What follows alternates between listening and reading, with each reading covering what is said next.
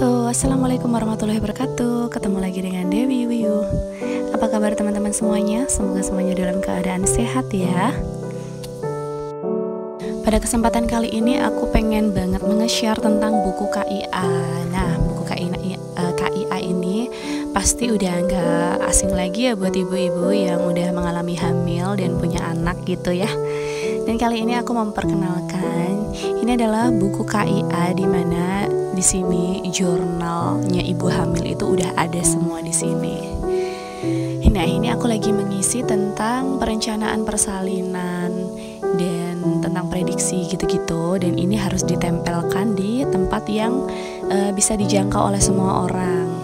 Jadi isinya itu ada nama, taksiran persalinan, pertolongan persalinan, terus tempat, pendampingan, terus transportasi, terus sampai golongan darah. Jadi ini perlu banget dan menurut bidan ini penting banget gitu ya. Jadi aku pastikan ini terisi penuh dan aku tempel juga. Dan ini adalah salah satu jawaban di mana aku beberapa hari atau beberapa minggu ini jarang banget upload video.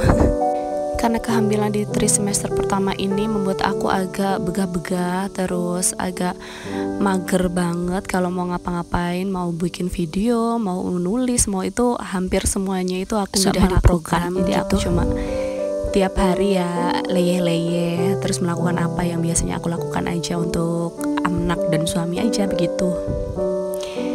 Lanjut, kita mau membuka di halaman per halamannya buku ini.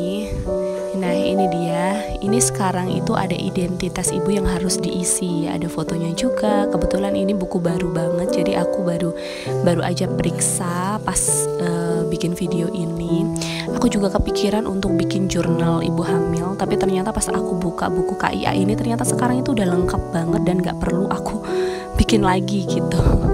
Jadi kayak ini yang aku isi ini adalah seperti kontrol minum yang harus diminum ibu hamil, seperti kalsium yang harus diminum setiap pagi dan zat besi yang diminum setiap malam. Jadi ini aku harus ngisi setiap harinya harus diminum gitu. Yang aku isi ini langsung ke bulan kedua karena aku baru periksa di bulan kedua kehamilanku. Karena di bulan pertama itu aku juga belum tahu kalau aku hamil. Pas masuk ke bulan kedua memang ada feeling, terus baru periksa gitu, ternyata udah 2 bulan.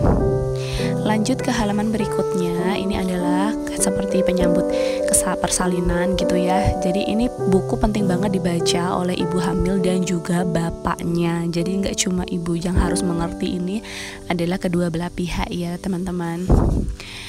Lanjut ke bagian berikutnya, ini adalah pelayanan dokter. Jadi ini biasanya diisi oleh badan di bagian kesehatannya. Lanjut ada grafik evaluasi kehamilan. Ini komplit sekali, berbeda sekali dengan KIA yang lama karena tidak sedetail ini.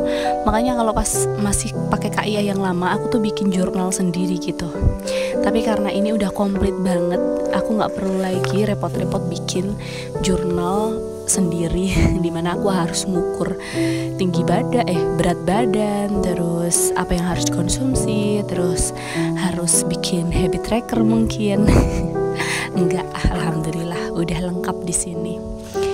Dan ini adalah beberapa halaman, contoh halaman yang aku bolak-balik. Ini bagian untuk ibu hamilnya. Nah, seperti ibu kelas hamil, kelas ibu hamil, terus ada apa-apa aja yang harus diperhatikan saat periksa kehamilan. Ini sangat lengkap dan mudah sekali dipahami. Lanjut, ini seperti perawatan sehari-hari ibu hamil yang harus dihindari ibu hamil juga, dan latihan-latihan fisik yang ringan tentunya. Dan lanjut persiapan persalinan, apa aja yang perlu dipersiapkan. Ini banyak banget manfaatnya, apalagi untuk kehamilan-kehamilan yang awal seperti anak pertama begitu ya, yang belum mengerti. Jadi kita nggak perlu yang namanya cemas berlebihan begitu. Semuanya sudah ada step-stepnya, apa-apa aja yang perlu diperhatikan dan dibawa saat mau melahirkan. Nah, ini adalah proses persalinan. Dan ada juga contoh di mana tanda bahaya pada persalinan. Jadi kita perlu waspada akan hal-hal tersebut. Makanya di sini disebutkan juga. Lalu seperti depresi pasca persalinan itu juga ada loh. Jadi kita harus tahu tentang ilmu-ilmunya. Biasanya kalau kita mengikuti kelas ibu hamil, kita akan banyak sekali didampingi oleh para bidan. Dan qadarullah ya, karena COVID ini seperti kelas ibu hamil yang secara langsung gitu itu tidak diadakan. Jadi mungkin adanya daring ya.